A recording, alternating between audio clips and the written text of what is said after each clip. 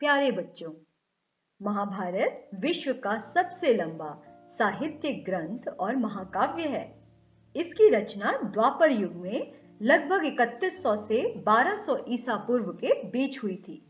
बाल महाभारत की इस श्रृंखला में हमने अब तक सुनी महाभारत की संक्षिप्त कहानी और सुनी गंगा पुत्र देवव्रत की भीष्म प्रतिज्ञा।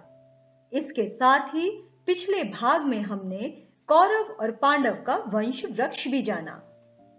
तो इसी क्रम में आगे सुनते हैं अंबा और भीष्म की कहानी। सत्यवती के पुत्र चित्रांगद बड़े ही वीर परंतु स्वेच्छाचारी थे। एक बार किसी गंधर्व के साथ युद्ध हुआ, उसमें वह मारे गए।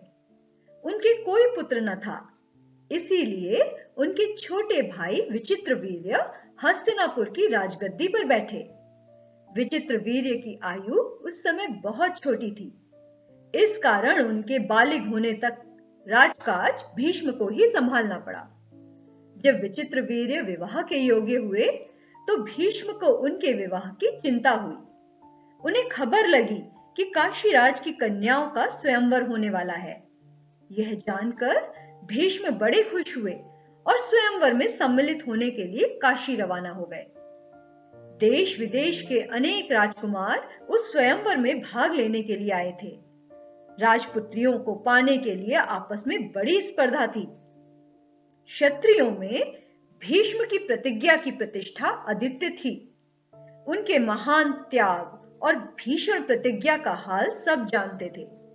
इसीलिए जब वह स्वयंवर मंडप में प्रविष्ट हुए तो राजकुमारों ने सोचा कि वह सिर्फ स्वयंवर देखने के लिए आए होंगे, परंतु जब स्वयंवर में सम्मिलित होने वालों में भीष्म ने भी अपना नाम दिया तो अन्य कुमारों को निराश होना पड़ा।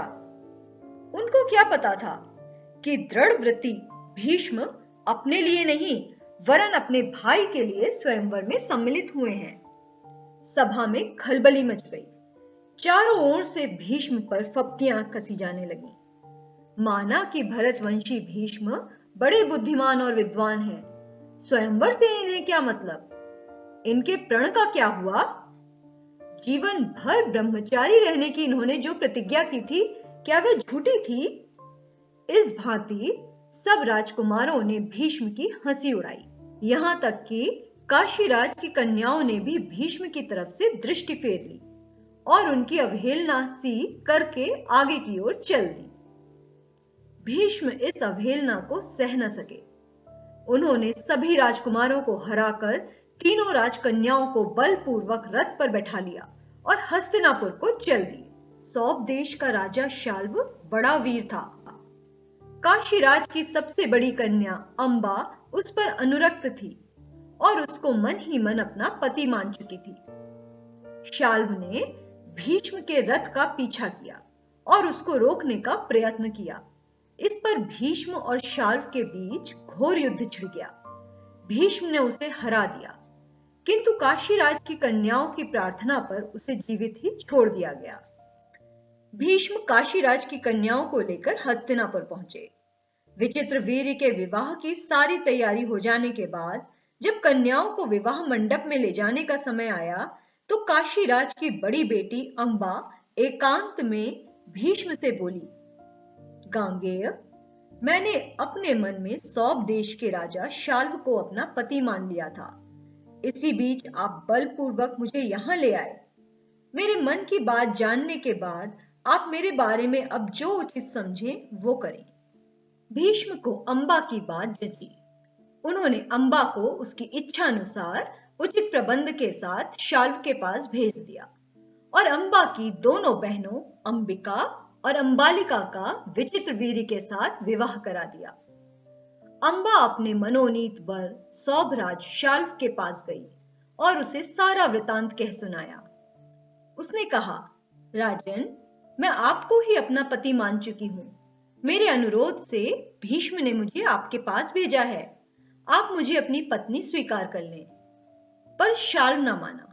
उसने अंबा से कहा, सारे राजकुमारों के सामने भीष्म ने मुझे युद्ध में पराजित किया और तुम्हें बलपूर्वक हरण करके ले गए। इतने बड़े अपमान के बाद मैं तुम्हें कैसे स्वीकार कर सकता हूं? तुम्हारे लिए अब यही उचित है कि तुम भीष्म के पास जाओ और उनकी सलाह के मुताबिक ही काम करो।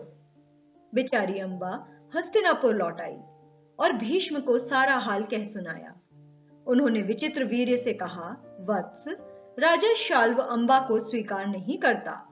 इससे विदित होता है कि उसकी इच्छा अम्बा को पत्नी बनाने की नहीं थी। अब उसके साथ तुम्हारा ब्याह करने की में कोई आपत्ति नहीं रही है। पर विचित्रवीर्य अम्बा के साथ ब्याह करने को राजी ना हुए। बेचारी अम्बा ना इधर की रही ना उधर की। कोई और रास्ता न देख वे भीष्म से बोली, गांगेय, मैं तो दोनों ओर से ही गई, मेरा कोई भी सहारा न रहा।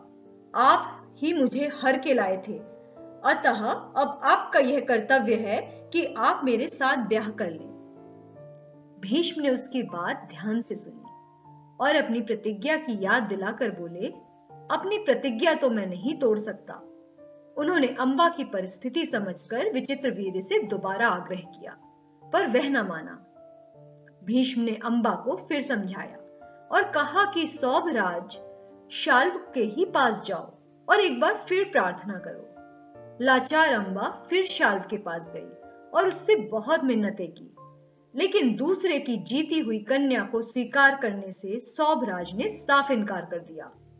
अम्बा इस प्रकार 6 साल तक हस्तिनापुर और सौभ देश के बीच ठोकरें खाती फिरी। उसने अपने इस सारे दुख का कारण भीष्म को ही समझा। उन पर उसे बहुत क्रोध आया और प्रतिहिंसा की आग उसके मन में जलने लगी। भीष्म से बदला लेने की इच्छा से वह कई राजाओं के पास गई और उनको अपना दुखड़ा सुनाया। भीष्म से युद्ध करके उनका वध करने की उसने राजाओं से प्रार्थना करी, पर राजा लोग तो भीष्म के नाम से ही डरते थे। किसी में इतना साहस न था कि भीष्म से युद्ध करे। क्षत्रियों से एकदम निराश होकर अम्बा ने तपस्वी ब्राह्मणों की शरण ली। तपस्वियों ने कहा, बेटी, तुम परशुराम के पास जाओ, वे तुम्हारी इच्छा अवश्य पूरी करेंगे। तब ऋषियों की सलाह पर अम्बा परशुराम के पास गई। अम्बा की करुण कहानी सुनकर परशुराम का हृदय पिघल गया। उन्होंने दयाद्र स्वर में कहा, काशीराज कन्ये, तुम मुझसे क्या चाहती हो? अम्बा ने कहा, ब्राह्मण वीर, मेरी प्रार्थना केवल यही है कि आप भीष्म से युद्ध करें। मैं आपसे भीष्म के वध की भीख मांगती हूं। परशुराम को अम्बा की प्रार्थना पसंद आई। बड़े उत्साह के साथ वे भीष्म के पास गए और उन्होंने युद्ध के लिए ललकारा। दोनों कुशल योद्धा थे और धनुष विद्या के जानकार भी। दोनों ही जितेंद्रिय और ब्रह्मचारी थे। समान योद्धाओं की टक्कर थी। कई दिनों तक युद्ध होता रहा, फिर भी हार जीत का निश्चय न हो सका। अंत में परशुराम ने हार मान ली और उन्होंने अम्बा से कहा, जो कुछ मेरे वश में था कर चुका, अब तुम्हारे लिए यही उचित है कि तुम भीष्म की ही शरण लो। चारों ओर से निराशा में छाई अम्बा ने आखिरकार शिव की शरण ली। उसने अपने तप से शिव को प्रसन्न किया और वरदान मांगा कि इच्छा मृत्यु का वर पाए, भीष्म की मृत्यु का कारण बने। शिव ने कहा, यह अगले जन्म में ही संभव हो सकेगा। अम्बा ने भीष्म से बदला लेने के लिए अपना जीवन समाप्त कर दिया। अगले जन्म में अम्बा ने शिखंडी के रूप में राजा द्रुपद के यहाँ जन्म लिया। राजा ने राजकुमारी का पालन पुरुष की तरह ही किया था।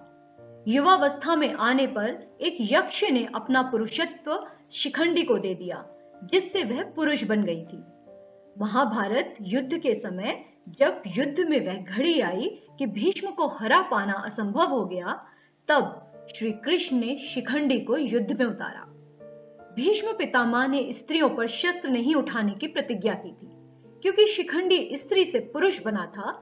इस वजह से भीष्म ने अपने शस्त्र रख दिए। ऐसे में अर्जुन ने शिखंडी को ढाल बनाकर भीष्म को अपने तीरों से छलनी कर दिया और इस तरह से शिखंडी भीष्म पितामह की मृत्यु का कारण बना। तो बच्चों, ये थी कहानी अम्बा और भीष्म की। अगले भाग में सुनेंगे विदुर की कहानी।